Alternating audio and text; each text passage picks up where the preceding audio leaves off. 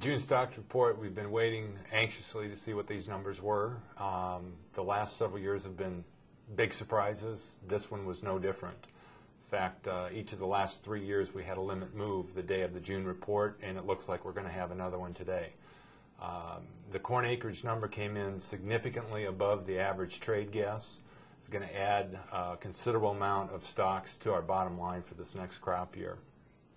So a limit down is expected today, primarily off acres, but the stocks number itself was very surprising as well. The corn stocks number came in 398 million above the average trade guess.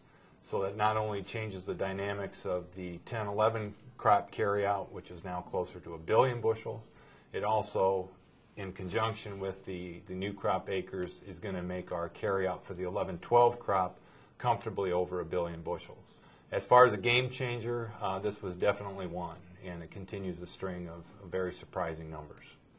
We had a very nervous trade. Certainly there was a lot of anxiety on acres due to the flooding that we're seeing recently, the delayed planting seen earlier. So the trade was really anxious about what we were going to see in this number.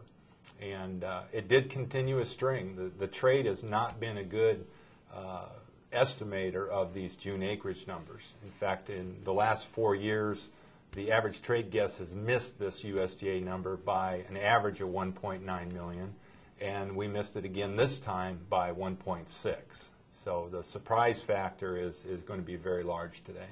Well, we'll trade for a few days. Sharply lower corn, no question about that. And 2-3 days down the road, we're going to start to focus on the weather again. So we'll get this, we'll digest the numbers, and then all eyes will be on the daily and weekly weather forecasts. The USDA lowered planted acres in the June supply-demand report, which wasn't unprecedented, but it doesn't happen very often. So the fact that they came back today, raised the planted acres number, was again a surprise.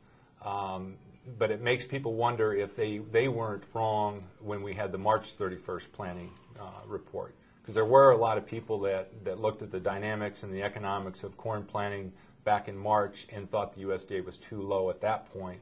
So maybe that's what we're picking up on at this time. Well, typically July 4th is a pivotal point in the corn market. We've seen price direction change many times over this week.